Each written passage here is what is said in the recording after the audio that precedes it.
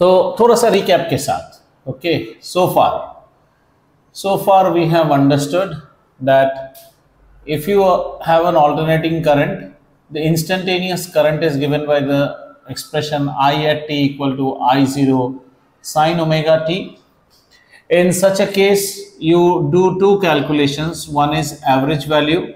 Whenever you do average value, you will always do it over half cycle, and the average value is given by I average given by 2 I naught by pi. Okay, 2 I naught by pi, where I naught is the peak current. Okay, and you do one more calculation, which is the measured value. Any device will give us always the RMS value. RMS value is always done over full cycle, and RMS value is given by I RMS equal to I naught over root 2. These things we have studied so far. And the same story holds also for the voltage V at any time t equal to V0 sine omega t, and rest of the things you can find out. Average value of voltage, so you can have a V average, and V average will be given by 2 V naught divided by pi. V RMS is given by V naught by root 2. Okay, any resistance or heat that we calculate, it will always be based on the RMS. So आज की कहानी शुरू करने से पहले, let us first understand. Today we are going to take circuits one by one, an L circuit, R circuit, an R and a C and an L. We first will understand the meaning of something called phasor diagram. Phasors. Okay. So mota moti, if you say what is a phasor, phasor is usually a vector. Okay, though we will use them to represent our current and voltage. Current voltage themselves are not vectors. Current and voltage both are scalars. So phasors are vectors. Phasor is a diagram. We use it for any periodic motion. You can show with a phasor diagram. So we will have a vector and rather vectors, and these vectors will be representing your current. Okay, current means instantaneous current, and they can also represent your instantaneous voltage, right? Voltage, and this particular vector will be rotating. It's a rotating vector. Draw करते सब समझ में आ जाएगा. Rotating vector, and it rotates with the angular angular speed omega. It rotates with the angular speed omega, and this omega is same as the angular frequency of the signal, angular frequency of alternating signal, that is the alternating voltage or current. So what is a phasor? A phasor is a vector. It's a rotating vector. It will keep rotating, and it will represent either the current or voltage. We can have one phasor for current. Phasors are typically like, what to say, suppose on a map. Okay, map में आप क्या करते हैं, छोटे छोटे map icons के pins रहता है ना, pegs आप दिखाते हैं ना, this is our territory, this is our territory. Phasor भी वैसा ही एक रिप्रेजेंटेशन है. करंट को रिप्रेजेंट करता है, वोल्टेज को भी रिप्रेजेंट करा सकते हैं, रोटेट करता है एंगुलर स्पीड ओमेगा के साथ, and omega is nothing but also the angular frequency of this signal. And a phasors length, एक तो ये हो गया, एक ये याद रखिएगा, एक ये याद रखिएगा, and the third, the length of the phasor, the length is equal to the peak value. Peak value मतलब अगर वोल्टेज फेजर है, its length will be equal to V naught, and if it is a phasor of what you call current, its peak value will be I naught. इतना समझ में आया? Can I rub off this left part? ठीक है, थोड़ा सा drawing करेंगे, नहीं तो हमें क्लियर नहीं आएगा चीज. ठीक है, very very easy, and in fact you will find it very interesting. Let's take a big ruler and then do with that. Okay, chalo, let's see. हाँ जी. Oh, the left wing. Oh, that's a display board which has periodic table, trigonometric formulas, blah blah blah, and the, yeah, it's very colorful. You're seeing a lot of pins out there actually. So it has all your formulas on the left side for ready reckoner. Okay, चलो phasor diagram को बनाने की कोशिश करते हैं. आसान सा चीज है, सो देखते हैं कैसे ये डिकोड करेगा. ओके, आप जस्ट स्टेप्स को फॉलो कीजिए जो भी मैं कर रहा हूं.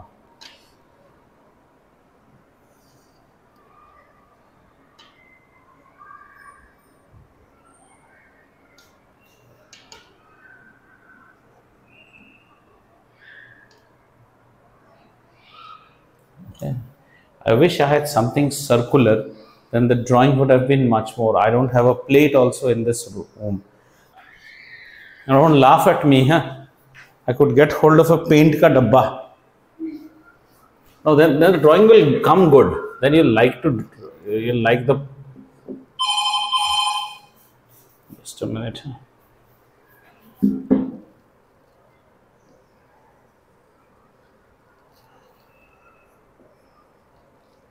Rest I can do.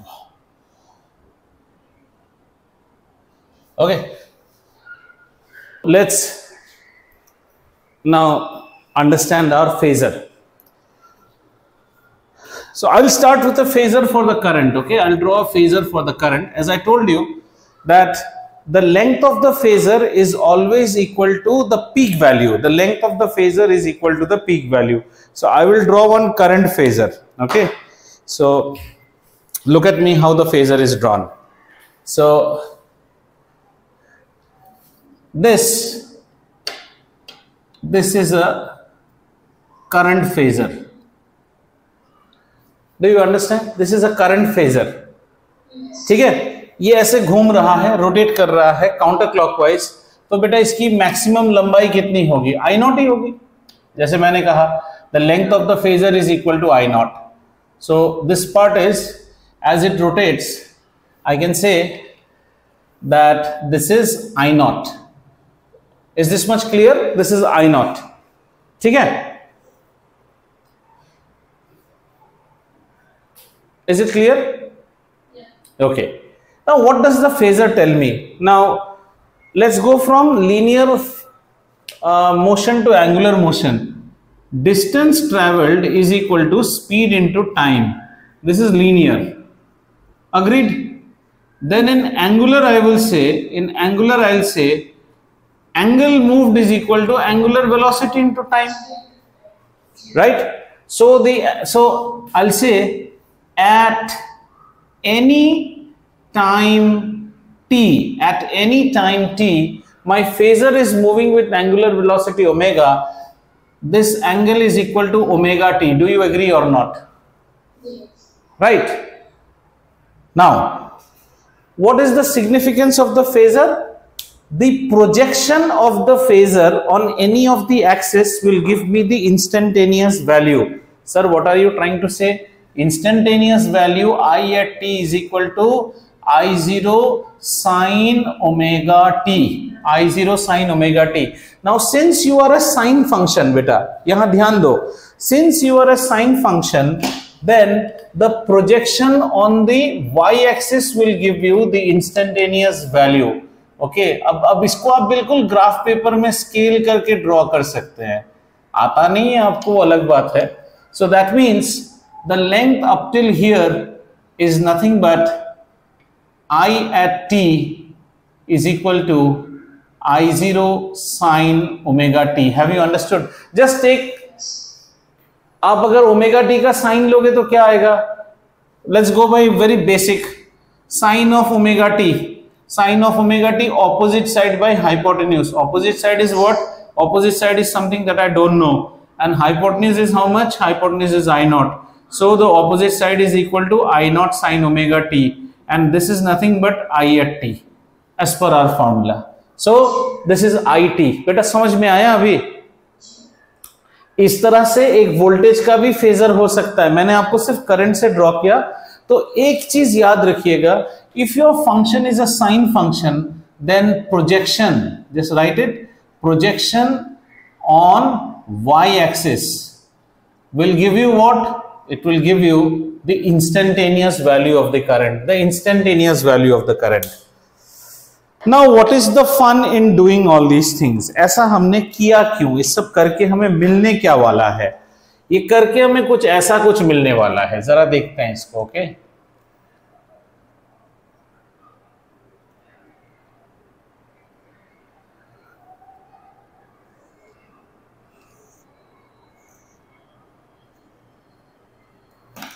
ठीक है.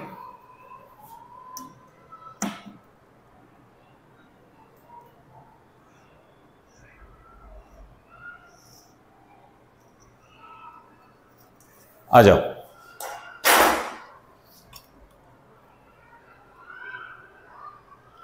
थोड़ा टाइम लगेगा बेटा, तब आप समझोगे, नहीं तो आप समझोगे नहीं, इसलिए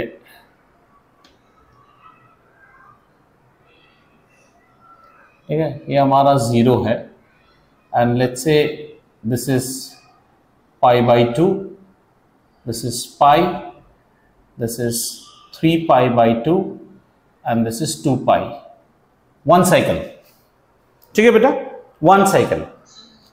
अब यहाँ पे थोड़े से मार्किंग्स भी कर देते हैं, let's do some markings out here so that it becomes easy. आ जाओ। सो बस एक ही बार इतना डिटेल ड्रॉ करूंगा, बाकी टाइम आप समझ जाएंगे।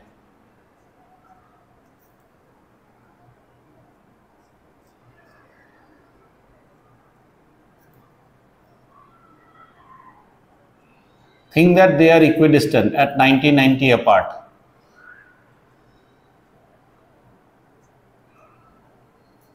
ठीक है, हमारा फंक्शन क्या है बेटा? हमारा फंक्शन है I equal to I naught sine omega T, I equal to I naught sine omega T. अब देखो, अब मजा लो इस चीज का, ठीक है। अब हमने क्या देखा? अब हमने देखा कि at a time t the phasor is somewhere here,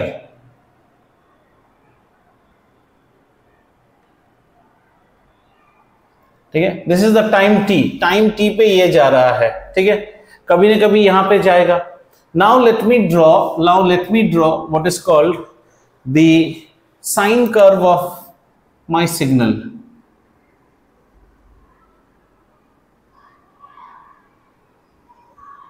अब कुछ समझ में आ रहा है आपको? Try and see, are you able to make sense now?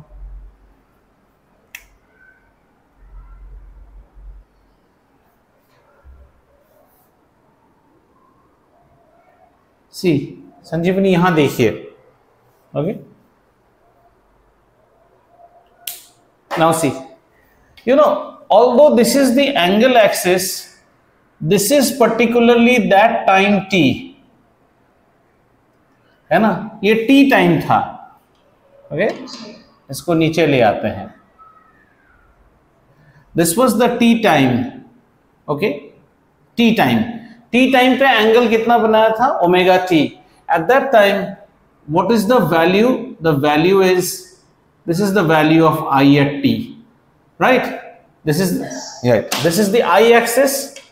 This is my I axis overall. This is overall I, right? This is the current Y axis. And on Y axis, what is this value? This value is I naught, positive I naught, negative I naught. And this was by I at t. So as theta starts taking 90 degree, then sine 90 is 1. My current's value reaches the peak, that is I naught. This was I at t. After that, when theta reaches pi, my current becomes 0. Then again comes negative I naught. This is how the current is going.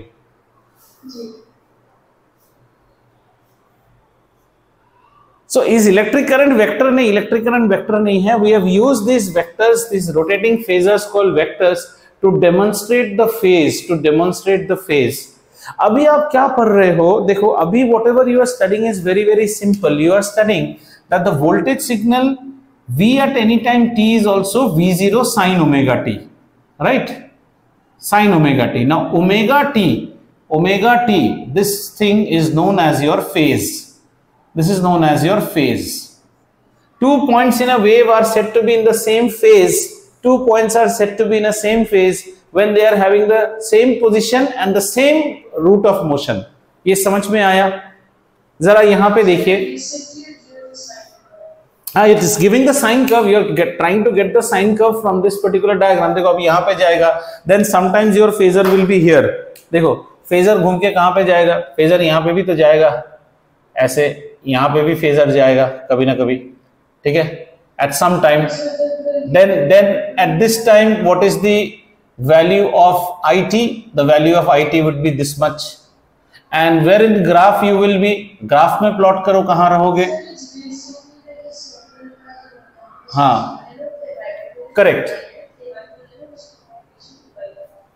आपका graph में अभी point यहां आ जाएगा, 90 के बाद आप यहां पे आए, या then again at pi you will come 0, you will come here, this point will be this point. Have you understood?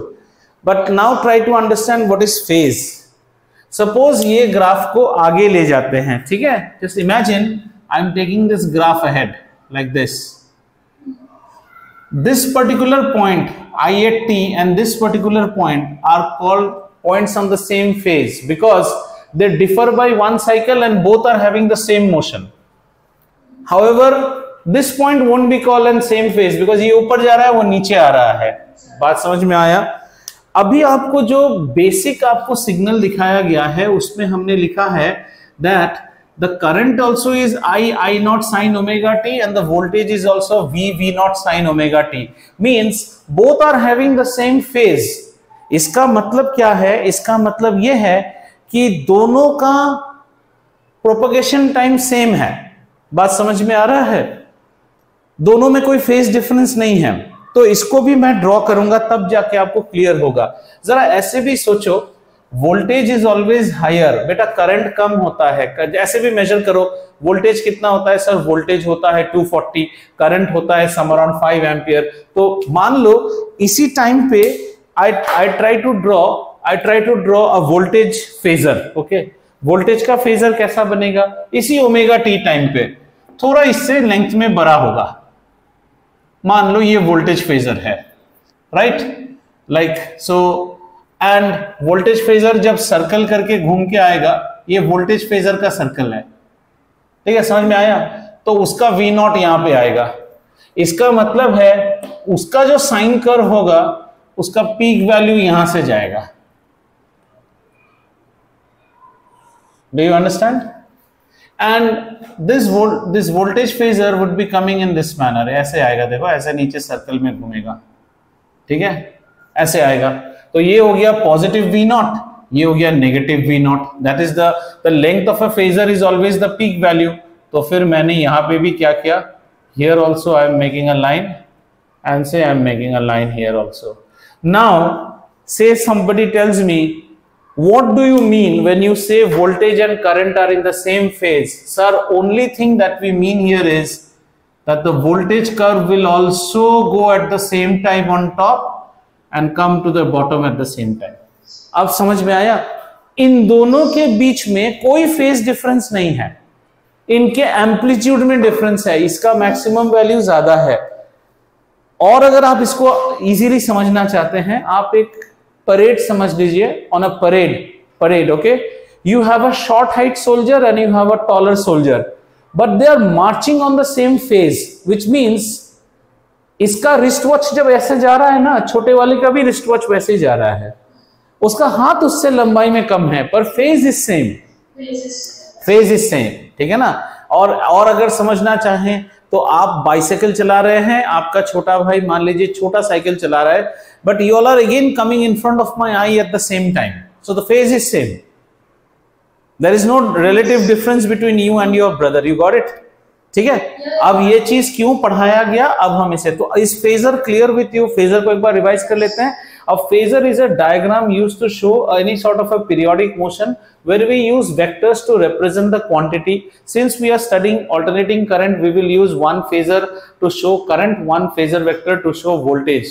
They are designed in such a way that they keep rotating in a cycle, on a circle with the same angular speed, which is the angular velocity of this particular angular frequency of this particular signal.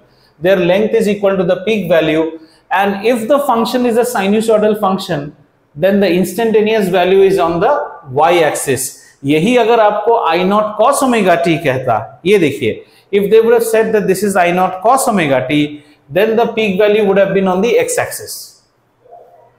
But we take the sinusoidal function, so the peak value is plotted on the y-axis. Okay, and at any time it gives you the instantaneous. It gives you what is known as the instantaneous value of that particular quantity which you are trying to represent. When we say I equal to I naught sin omega t and V equal to V naught sin omega t is known to be the phase, and we find that the phase is same. Only the amplitude of the two sine curves differ. Otherwise, they are in same phase. Have we understood this much? Yes. Right. Very good. So, can we close phasor as of now here, if you have understood, but we'll keep the diagram alive. Okay, इतना समझाओ। चलिए अब हम चलेंगे an AC circuit with only a resistor, जैसे हम DC करते थे वैसे ही करेंगे। Okay, we'll go to an AC circuit with a resistor. So this is your first type of circuit, AC circuit with resistor, AC circuit with resistor। ठीक है, आइए इसको बनाते हैं। तो मेक वन सर्किट, कोशिश कीजिए तो ऐसे ही एक सर्किट बनाइए, उसमें एक AC सोर्स लगाइए और उसमें एक रेजिस्टर डालिए, बस इतना ही काम आपको करना है। एक सर्किट बनाना है, एक क्लोज सर्किट बनाइए जिसमें एक रेजिस्टर डालिए और रेजिस्टर डालने के बाद आप उसमें डालेंगे एक सोर्स। कैसा रहेगा हमारा? It would be something like this. Let's say we have a resistor and we have a AC source. इस बार हमारा सोर्स जो है ऑल्टरनेटिंग है, DC नहीं है। गलती से भी करंट का डायरेक्शन मत डालना, ठीक है? You can not put it because it is an alternating source, and we say this alternating source is a source whose instantaneous voltage is given by V at t equal to V0 sin omega t, ठीक है? And this is the resistor R.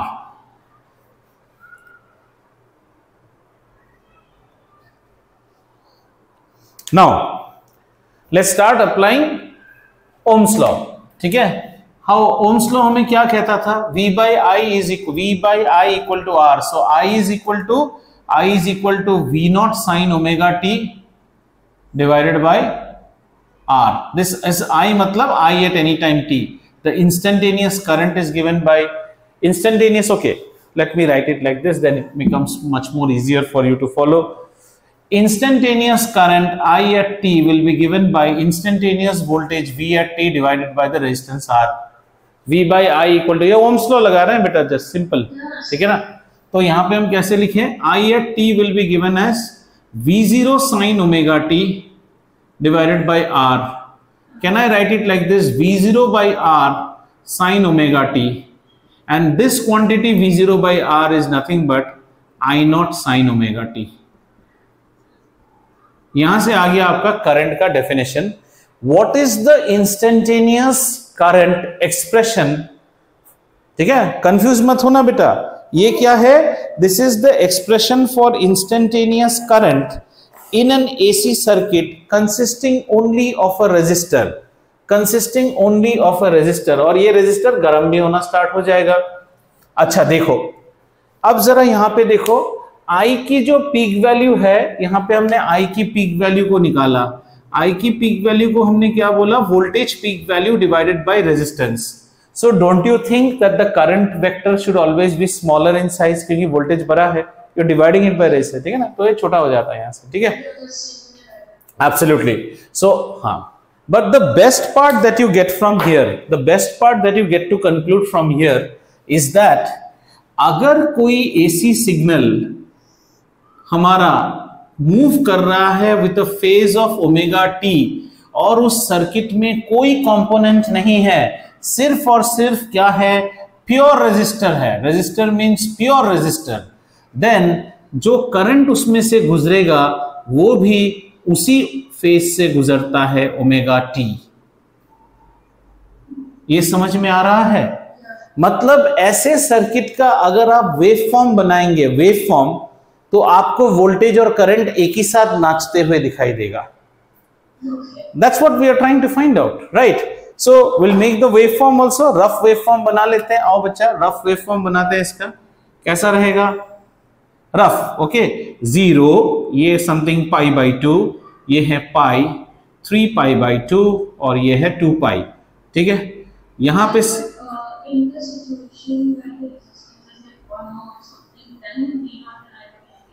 हाँ, V not I not equal हो जाएगा, वो issue नहीं है। हाँ, V not नहीं, रेजिस्टेंस कम कर दोगे तो V नॉट I नॉट बड़ा भी हो सकता है। दैट्स नॉट जनरली, हम लोग हमारे AC जो भी आता है तो numerical value of the voltage is always high जब हम घर के नाम से देखते हैं, ठीक है? So this is V0 plus V0 minus V0, right बच्चा? Have you understood? या so let's give the initial signal. आपने इनिशियल सिग्नल कैसा दिया आपके रेजिस्टर को? आपने सिग्नल ऐसा दिया, ये सिग्नल आपने दिया, ठीक है। ऐसा सिग्नल देने पे आपको करंट मिला। करंट कैसी मिली सर? करंट यहां पे मिला हमें। Current is I naught equal to V naught by R, ठीक है ना। एंड हियर करंट क्या है? Negative I naught equal to negative V naught by R, ये पॉजिटिव आई नॉट। करंट कैसे जाएगा सर? करंट और वोल्टेज में किसी भी तरह का फेज लैग नहीं है। बोले तो ये भी उसी टाइम उठेगा और ये उसी टाइम गिरेगा, सिर्फ मैक्स वैल्यू और मिन वैल्यू में फर्क है।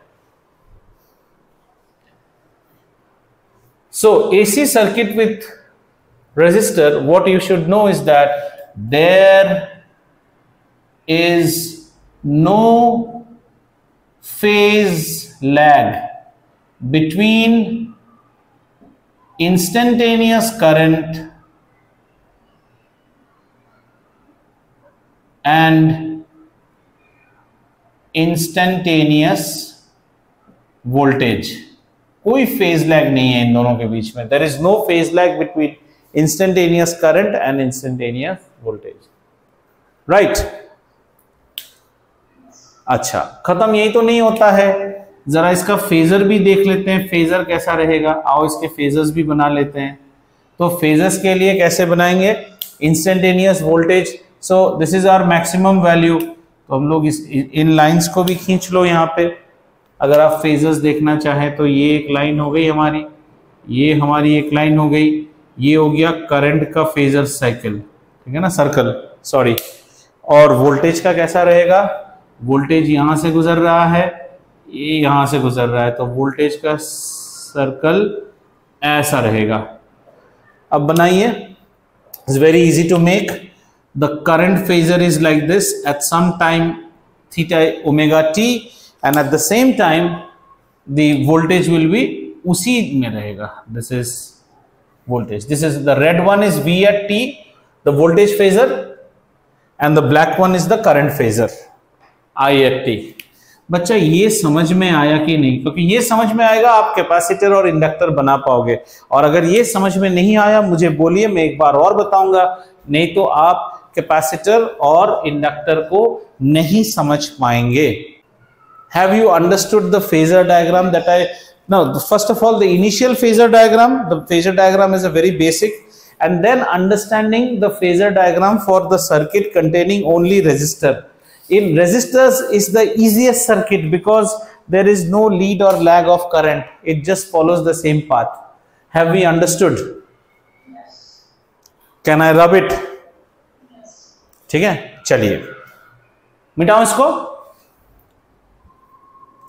मिटाते हैं।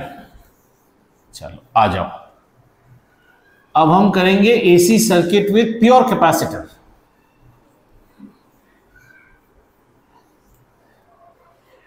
ठीक है, next will be R circuit हो गया। The next is AC circuit with a pure capacitor. Pure capacitor बनाइए तो डायग्राम, रेजिस्टेंस की जगह पे एक कैपेसिटर लगा दीजिए। आई hope you know the symbol of capacitor, parallel plate capacitor आप पढ़ चुके हैं। पोलैरिटी देने की कोई मतलब नहीं है, दो या ना दो, बस कैपेसिटर बना दो, ठीक है। तब तक let me refuel my jet engines.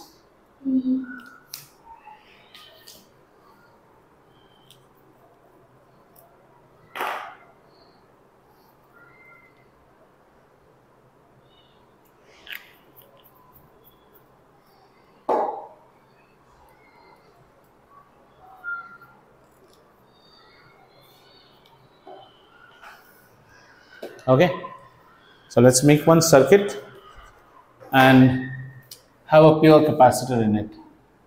So this is a capacitor connected to a AC source, my AC source.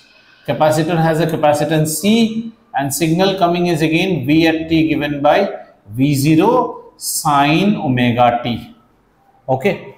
Now, since there is no resistor in this circuit, there is no resistor, we assume that whatever current is there, that will immediately go to the capacitor, right? Yes or no? What I am saying is that there is no resistor, so there is no sort of obstruction. So when this voltage source is supplying voltage, that means current will immediately go to the capacitor and capacitor will get charged, right? So what was the basic of capacitance? C is equal to Q by V. You remember, where V is voltage and C is given by capacitance and Q is the charge. So can I write that the charge is equal to C into V? And what is my V? My V is V0 sin omega t, because I am on an AC circuit. Have you understood this part or not? Okay. This V is nothing but this Vt. C is equal to Q by V. So Q is equal to C V0 sin omega t. अभी यहां से ध्यान दो, ये अभी resistor जैसा है, उतना भी आसान नहीं है जो आप सोच रहे हो इस बार, ठीक है? हमें करंट चाहिए. क्या चाहिए बेटा?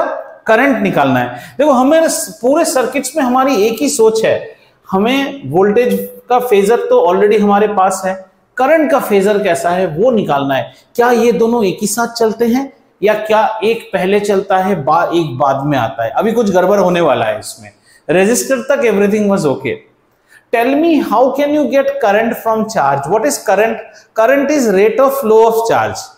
I equal to Q by T, है ना? सो इंस्टेंटेनियस करंट को हम क्या बोलते थे? Instantaneous current I at t is equal to D Q by D T. Simple. Instantaneous current, ठीक है ना? तो इसको डिफरेंशिएट कर देते हैं in terms of T. So let's say D D T of Q should be equal to D by D T of C V naught sine omega T. Agreed? तो ये हमें इंस्टेंटेनियस करंट देगा. सो आ जाओ इसको करते हैं. इसको करने से क्या आ रहा है हमें? We are getting D Q by D T is giving me the instantaneous current I at t. Got it? Yeah. I at t is now equal to, इसको डिफरेंशिएट करो, C की जगह रह गया, V0 is V0 and then 1 omega comes outside and this becomes cos omega t. Are we fine? Okay. Now so I'll do some juggleries out here. Omega C V0 cos omega t. This is I at t. Do you get it?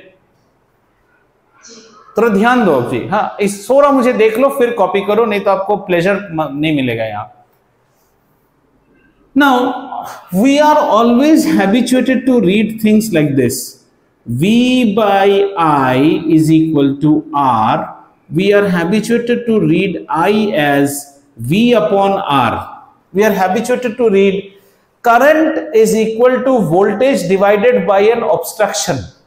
Divided by an obstruction. ऐसा मन में सोचो, लिखना मत exam में. Voltage divided by an obstruction. समझ में आया? अगर आप रेजिस्टिव सर्किट को याद करो तो आपको क्या आया था? I at t is equal to V0 by R. Then what did you get? You got sin omega t. So your obstruction was always, you got it in that format, divided by obstruction. You got it in that format, right? This was your resistive circuit. Now don't confuse the two. Okay, this was your resistive circuit. You had got your obstruction. Can you create the obstruction out here? Sir, V0 is V0. I am creating an obstruction called 1 upon omega c and then I am writing cos omega t. It's still the same thing. हमको obstruction के जैसे देखना है. हाँ, तुम्हारी औकात कैसे हुई कि तुम V0 के बाजू में आते हो? ठाकुरों के खानदान में अपनी औकात मत भूलो. तो तुमने उसको उसकी औकात सिखाई, लेकिन औकात सिखाने के लिए तुम्हें रेसिप्रोकल करना पड़ा. और फिर तुम कहते हो सर अभी भी कैसे लग रहा है, उसमें तो कितना सुंदर R लग रहा था. तो इसका भी एक नाम देते हैं, इसको लिख देते हैं XC. XC। और XC क्या है?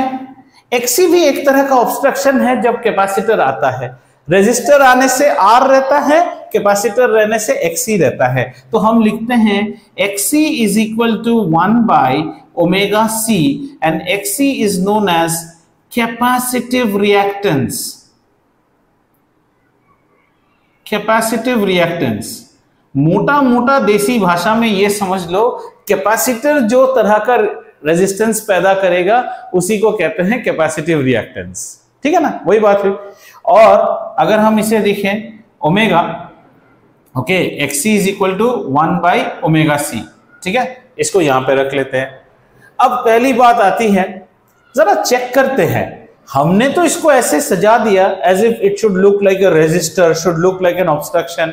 Is it really an obstruction? Let us check. You have XC which is equal to 1 by omega C. Do you agree, beta? Now again look at me. Let us check it from unit perspective. Let us check it from unit. इधर ध्यान दो. What is omega? Omega is angular frequency. Frequency means what, beta? Frequency means are always 1 by time. 1 by time. So can I write this as 1 divided by omega is 1 by time, that is 1 upon second, and capacitance is written as what? Capacitance is written as Q upon V, that means coulomb upon volt. Can I write it like this?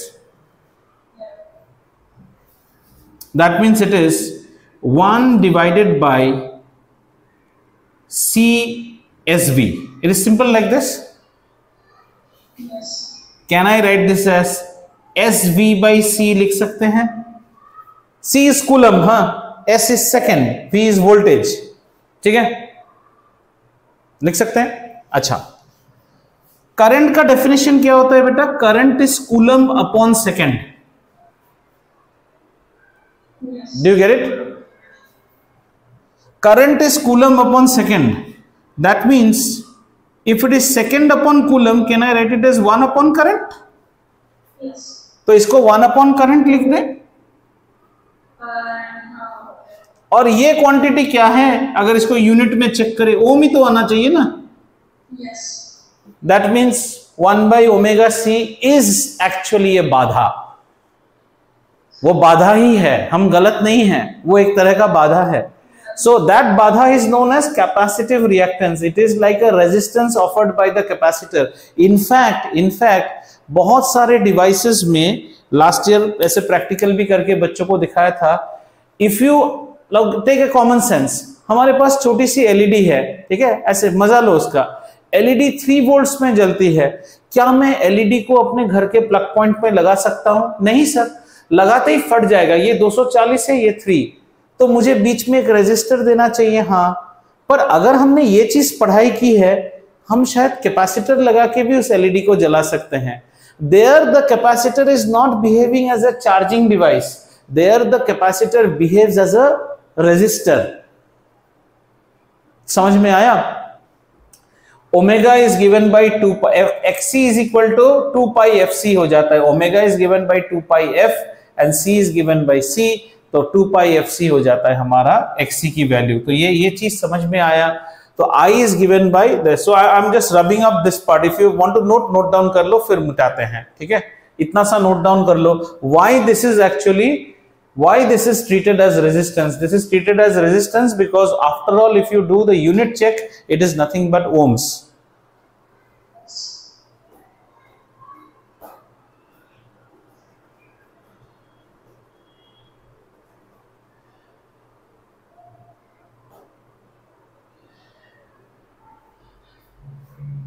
बाद में हम इसे ऐसे भी लिख सकते हैं, omega is 2 pi F, तो इसे 1 बाई 2 पाई एफ सी भी लिख सकते हैं, ये भी लिख सकते हैं, ये जरूरत आएगा बाद में। आप लिख लीजिए पूरे चीज को। समझ में आया क्या किया हमने? yes.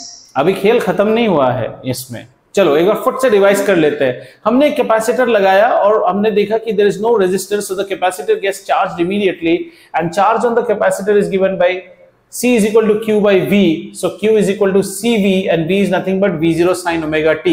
Our prime intention is to get current. So in order to get current, we differentiate this expression so that you get a dq by dt, which is nothing but instantaneous current, and you differentiate this whole expression. After differentiating it, you get everything in one go, where you have V naught and an attachment called WC. Now in order to show a resistance, what you do, you plot WC as 1 by WC, and you call this as a quantity called XC, which is said capacitive reactance, and you cross check whether this is actually resistance or not. Yes, you find that it is resistance. This much is what we have discussed. तो इसको मिटा रहा हूं, ठीक है, अभी कहानी खत्म नहीं हुई है बेटा, ठीक है। अब आगे देखते हैं. So can you better up this expression now? Now I better it up as I naught cos omega t. This is very, very interesting. Okay. So if you have a voltage which is supplied to a capacitive circuit, pure capacitive, which is V at t equal to V0 sin omega t, then the current is I equal to I naught cos omega t. ठीक है, अभी रुको, अभी और मजा आएगा. Where I naught, the peak value of current is given by V naught by XC. Now if you compare this with a resistive circuit, in that the peak value was V naught by R, here it is V naught by XC. But still, we still don't know about the phase. हमें phase अभी भी समझ में नहीं आ रहा है. क्यों? क्योंकि ये तो sin में है, ये तो cos में है. सर दोनों को एक ही साथ कंपेयर करके दिखाओ तो. चलो इसको कंपेयर करते हैं, थोड़ा सा ट्रिग्नोमेट्री आएगा अभी. इसको I naught लिखा, इसको हमने लिखा sin pi by 2, sorry sin omega t, sin omega t plus pi by 2. देखो तो at pi by 2 is a straight line, Baahubali line है ना. So function will change, function changes to cos, and pi by 2 plus means you are coming to which segment? Second quadrant. Second quadrant parent function is always positive, it's a sine function, तो positive रह गया. देखा. Now our दूध का दूध, पानी का पानी becomes clear. Now I am writing both the expressions. If voltage flows as V naught sin omega t, unfortunately current flows as I naught sin omega t plus pi by 2. That change नहीं, change तो है, plus current is leading the voltage, 90 degree आगे भाग चुका है. अब इसको phasor में देखेंगे तो और मजा आएगा. आप समझ में आ रहा है अभी कैसा है race? It's like a relay race. You and me, we both run in the same speed, but आपको हमने 90 डिग्री आगे रख दिया है. तो एक चक्कर के बाद हम आपको पहले जाने देखेंगे, फिर मुझे जाने देखेगा. ठीक है, इसका फेजर देख लो, फिर मजा आ जाएगा. देखो इसका फेजर कैसा है. इसका फेजर कुछ ऐसा रहेगा. ठीक है, सबसे पहले हमने छोटा सर्कल बनाया, किसके लिए? ये करंट के लिए, और ये सर्कल है वोल्टेज के लिए. मान लो एट ओमेगा टी ये आपका वोल्टेज का फेजर है, V एट टी. समझ में आया? डिड यू अंडरस्टैंड बेटा? Okay. At this time now you apply your thought process. Where do you think the current will be? In resistive circuit the current was also here because the phase was same, but अभी current भाग रहा है, current यहाँ आ चुका है, and this is how much? This is pi by 2. तो उसका पूरा फेज कितना हो गया? Omega T plus pi by 2. ये है करंट. ये चीज हमें समझना है, that in a capacitive circuit the current is leading the voltage by pi by 2. Now let's try and make what you call the waveform of it. इसको मिटाओ, इसके बाद आप कॉपी करो. इसको मिटाता हूं, ठीक है. इसका वेवफॉर्म कैसा होगा देखो. वेवफॉर्म जानने के लिए आपको पाई बाई 2 इससे बनाओगे तो भी आ जाएगा, कंसीडरिंग साइन साइन साइन, और you just use this particular equation, इससे भी आ जाएगा. देखो कैसा है. 0 pi by 2 pi 3 pi by 2 2 पाई. ठीक है ना, ये हो गया हमारा. ठीक है, और यहाँ पे just for your understanding minus pi by 2. ठीक है, अब हमने सबसे पहले वोल्टेज को देखना है. वोल्टेज बड़ा होता है तो ये वोल्टेज हुआ. वोल्टेज फॉलो कर रहा है ये वाला साइन कर्व, और कैपेसिटिव सर्किट में, ठीक है, एंड करंट का कैसा रहेगा बेटा? करंट तो थोड़ा सा नीचे से जा रहा है, दिस इज करंट का peak current and this current कैसा फॉलो करेगा? करंट लीड्स, मतलब करंट पहले से ही ऐसे आएगा। ओह ज्यादा आ गया, सॉरी। करंट हमारा, हाँ it's a phase difference. When current is leading you, current आपसे और आगे आगे जा रहा है, आप जब यहां पे हो करंट ऑलरेडी पहले जा चुका है आपसे।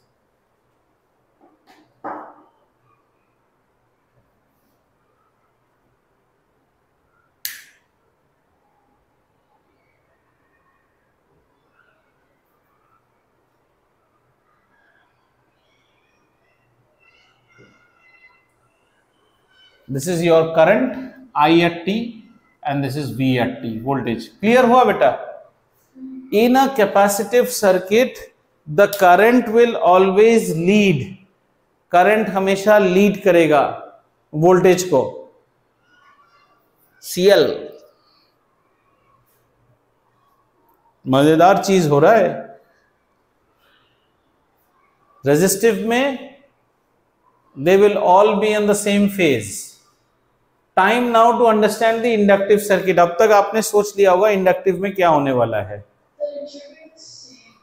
नहीं, सेम तो सिर्फ रेजिस्टिव में होता है, इसमें लैग मारेगा। ठीक है, करें उसको। चलो इंडक्टिव सर्किट देखेंगे, आज उतना ही तक देखेंगे। उसके बाद हमें देखना है LCR सर्किट देखेंगे। तो कोई तुम्हें पूछेगा सर LCR सर्किट में क्या होगा? ये जरा सोचो तो, R में नो लीड लैग, C में करंट लीड करता है, L में करंट लैग करेगा, जो कि मैं आपको पहले ही बता दिया। तो LCR में क्या हो सकता है वो आप नहीं बता सकते हो, वो डिपेंड करेगा C और L के वैल्यू पे। नहीं इक्वल नहीं, वो ट्रायंगल वगैरह आएगा उसमें, वो और मजेदार चीज है। ठीक है, उसको आगे देखेंगे। जैसे ऐसा सवाल थोड़ी है, वो तोता था, तोते के एक पांव में लाल धागा था, एक में नील धागा था।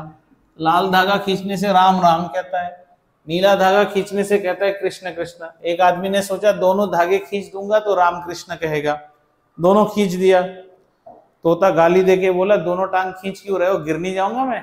ठीक है, तो बिल्कुल वैसा ही है। आइए अब हमारा तीसरा वाला देखते हैं, AC circuit with pure inductor.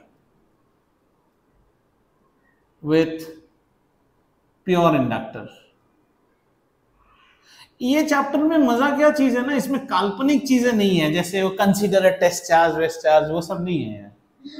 This doesn't talk nonsense. तो प्योर इंडक्टर वाला एक सर्किट बनाते हैं बेटा। इंडक्टर का मतलब होता है कॉइल, ऐसा कॉइल।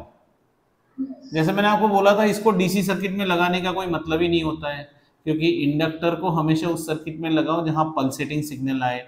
तो यहां हमें क्या सप्लाई कर रहे हैं, V0 sin ओमेगा t, और ये है इंडक्टर विद इंडक्टेंस L। ठीक है,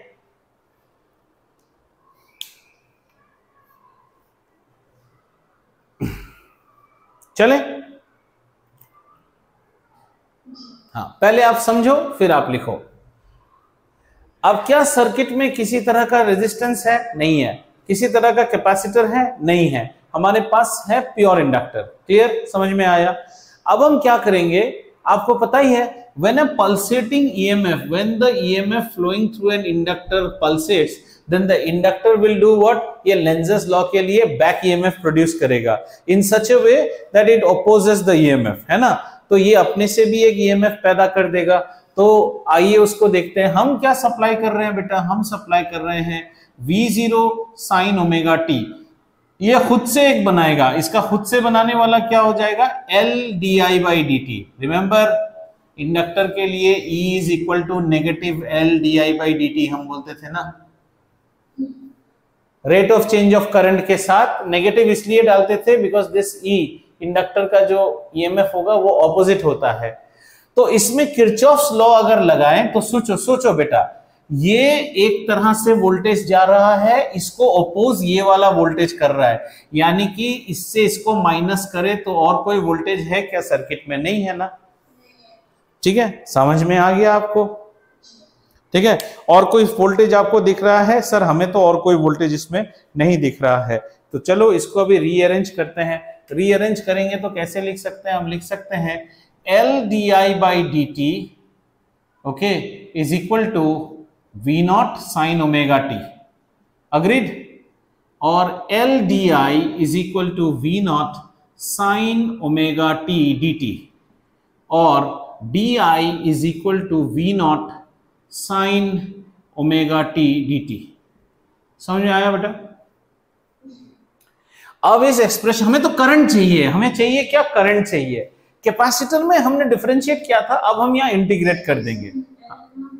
और एल यहां पे आ गया, सॉरी यहां पे आ गया। समझ में आया? अब हमें क्या चाहिए बेटा? अब हमें करंट चाहिए। करंट लेने के लिए हम क्या करते हैं? इसको इंटीग्रेट कर देते हैं और इसको फुल साइकिल इंटीग्रेट कर दे, फुल साइकिल। ठीक है, फुल साइकिल इंटीग्रेशन करेंगे। फुल साइकिल इंटीग्रेशन करते ही हमें यहां डी आई की जगह क्या मिल रहा है? आई मिल रहा है। That I is nothing but your instantaneous current I at T. ठीक है, इसको इंटीग्रेट करो बेटा। इसको इंटीग्रेट करोगे तो आपको आएगा negative V naught by L, नीचे एक ओमेगा भी आएगा और फिर आ जाएगा हमें कॉस ओमेगा टी। अच्छा, प्लस एक सी भी आना चाहिए, कांस्टेंट ऑफ इंटीग्रेशन। लेकिन सी को नहीं लिख रहा हूं, जरा सुनो। सी को कैसे हटाओगे? फॉर ए फुल साइकिल आपका करंट कितना हो जाता है? 0 आ जाएगा ओवरऑल। तो सी की वैल्यू भी सी 0 हो जाता है, इसीलिए हम सी को लिखते नहीं है। सी, इसमें सी की वैल्यू 0 आ जाता है। This is the expression that you are getting, right? Now if you are getting this expression, you again want to see the current as voltage by some obstruction. ये आपकी पुरानी आदत है, आप ऐसे ही पढ़ते हो। हाँ, so now you read it like this: I at t is given by negative, ठीक है, v naught by omega l। इसको, इस ओमेगा l की जगह, v naught by omega l की जगह यहां एक क्वांटिटी लाते हैं xl cos omega t, जहां मैं लिखता हूं XL is equal to omega L, known as inductive reactance. ये भी एक रेजिस्टेंस है। ये रेजिस्टेंस कौन पैदा कर रहा है? इंडक्टर पैदा करता है। आया बेटा समझ में? और अब शायद मैं इसको ऐसे लिख सकता हूं, the instantaneous current in a pure inductive circuit is given by negative of I not cos omega T, negative of I naught cos omega t, where I write I naught is equal to V naught by omega L. Right? So let's have a quick recap out here. छोटा सा recap करके रखते हैं। इसमें circuit type लिखते हैं। हाँ, circuit type number 1 R circuit. R circuit में वोल्टेज V एट t कैसे दे रहे हो? V0 sin omega t। I at T कैसे मिल रहा है आपको? I0 sin omega T. और I0 की वैल्यू क्या है बेटा? I0 is equal to V0 by R. क्या आपको समझ में आया? No phase difference. इसके बाद आपने सी सर्किट देखा, वहां भी V0 sin ओमेगा टी आपने सप्लाई किया, आपको मिला I0 sin omega T plus pi by 2। या फिर आप इसे ऐसे भी लिख सकते हैं I0 cos ओमेगा टी, कोई फर्क नहीं पड़ता है। ठीक है, यहां I0 की वैल्यू हमारी बनी V0 बाई XC, जहां XC की वैल्यू है 1 बाई ओमेगा C। क्लियर? और अब तीसरे में हमने L सर्किट देखा, जहां सप्लाई किया V0 sin ओमेगा टी। मैं जानबूझ के आई का डेफिनेशन अभी नहीं लिख रहा हूं, पर ये जरूर लिख देता हूं, I naught is equal to V naught by XL, where XL is equal to omega L, known as capacitive reactance. इसकी अभी तक भी खत्म नहीं हुआ है, क्योंकि अभी भी हमें फेज डिफरेंस पता नहीं चल रहा है।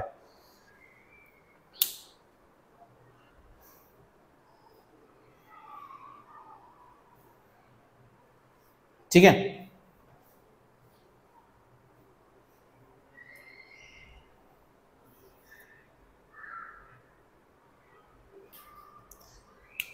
इसको ऐसे लिखता हूं, देखो तो बेटा, आई एट टी को हमने ऐसे लिखा, नेगेटिव ऑफ आई नॉट, यहां पे मैंने लिखा, जरा देखो, यहां पे मैंने लिखा I naught sine of π/2 minus omega T, मैंने लिखा जानबूझ के। Sine 90 minus theta cos theta, जरा देखो तो समझ में आया कि नहीं? Sine 90 minus theta cos theta, ठीक है। थोड़ा ऊपर लिखूं यहां पे, झुकते झुकते कमर में दर्द हो गया है बेटा। Are you done till here? हाँ, अब 2 स्टेप जरा इंतजार कर, लिख मत। मैं इस स्टेप को थोड़ा ऊपर लिख रहा हूं। हाँ, ये इंडक्टिव रिएक्टेंस वर्ड को मिटा रहा हूं। आशा करता हूं आपने इसको लिख लिया है। इसको थोड़ा ऊपर लिखता हूं, देखो कैसा लिखूं।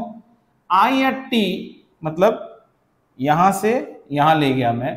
आई एट टी मैं जानबूझ के ऐसे लिख रहा हूं, I naught negative sine of π/2 minus omega T. ये भी लिख सकता हूं ना, कोई प्रॉब्लम तो नहीं है। साइन फंक्शन बेटा इवन फंक्शन है, sine of minus theta is minus sine theta, I hope you know that. तो माइनस साइन थीटा को साइन ऑफ माइनस थीटा करना क्या करोगे, sine of minus theta minus of π/2 minus omega T कर, ठीक है। तो ये क्या लिखेगा, इसको नहीं कॉस लिखने की जरूरत नहीं, जानबूझ के ऐसे ही लिखेंगे, sine omega T minus π/2। Cos मत करना बेटा, कॉस तो हमें मिल चुका था यहां पे, इसलिए देखो ये है।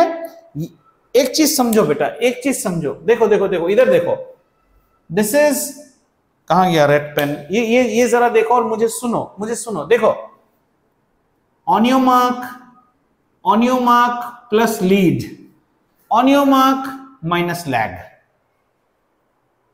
ये रिले रेस की तरह है, ये बच्चा तुमसे आगे है ट्रैक में, ये बच्चा तुमसे पीछे है ट्रैक में, समझ में आया?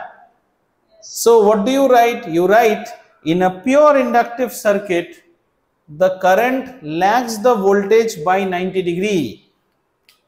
So we find that instantaneous current lags instantaneous voltage by 90 degree, पीछे चल रहा है।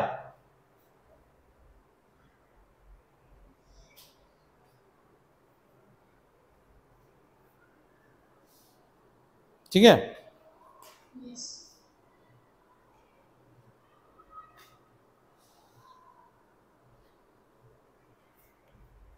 तो पीछे चलने से कैसे लिखाएंगे, इसका फेजर बना लो पहले।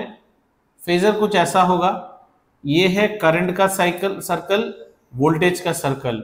वोल्टेज अगर ऐसा चल रहा है, करंट कैसा चलेगा मुझे बता पाओगे? ये है वोल्टेज, ये है V एट टी, और ये कितना है, ये है ओमेगा टी। करंट कैसे चलेगा? करंट 90 लैग कर रहा है बेटा इस बार, तो करा दो लैग इसको 90 डिग्री।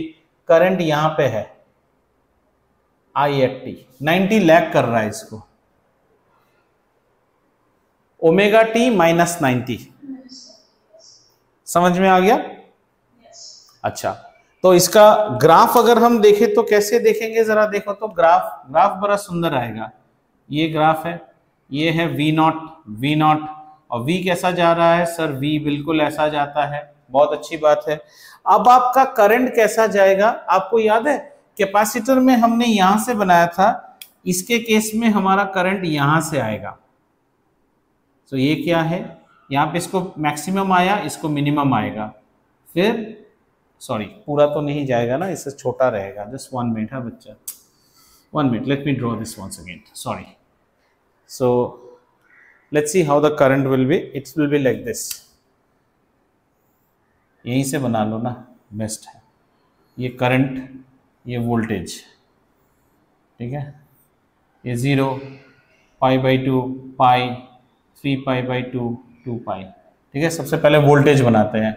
वोल्टेज अपना ऐसा चढ़ेगा, ऐसा जाएगा, ठीक है, ये π/2। करंट कैसा जाएगा? करंट नेगेटिव है, minus I not cos omega T. देखो कॉस ओमेगा टी होने से तुमने ऊपर से बनाया था, माइनस होने से कहां से करंट जाएगा? Current will come from here, ऐसा जा रहा है करंट, लैग कर रहा है अभी। उस वक्त करंट ऊपर से बना था, कैपेसिटिव में देखो ऊपर से बना था। तो ये एक्सप्रेशन को कंप्लीट करके आओ क्लास को खत्म करते हैं। तो यहां लिखते हैं I naught sine of omega T minus pi by two which is also nothing but negative I naught cos omega T. Negative cycle है, वो पॉजिटिव था, ठीक है। इसके ऊपर बहुत सारे प्रॉब्लम्स आते हैं जो कि एकदम हल्लू, जस्ट आपको राइट एक्सप्रेशंस डालने हैं और आंसर्स लिखने हैं। सो क्विक रिवीजन, हाँ ये था हमारा pure inductor circuit. Pure inductor में वोल्टेज के साथ करंट का लैग का रिलेशन है। करंट को ही हमेशा देखते हैं, करंट विल आइदर लीड और लैग। ये एल है और इसको कैसे याद रखने का पता है, देखो ये एल है ना, ये देख ये एल है, एल स्टैंड्स फॉर लैग, ठीक है। तो इस और कौन लैग करेगा, करंट लैग करेगा, हमेशा करंट ही लैग करेगा या करंट ही लीड करेगा, ठीक है। I think this much is sufficient to doze you off. After this we have just two more topics left, LCR circuit, transformer and alternator. Those are theory, कुछ questions नहीं आते इसमें से। LCR is the only one और फिर बहुत सारे problems करने पड़ेंगे और problems सारे easy, सारे problems easy होते हैं। बस नहीं, the only thing is you should be able to construct the triangle जो हम अगले क्लास में देखेंगे, ठीक है। That is day after tomorrow. चलो bye for now then, right? चलिए।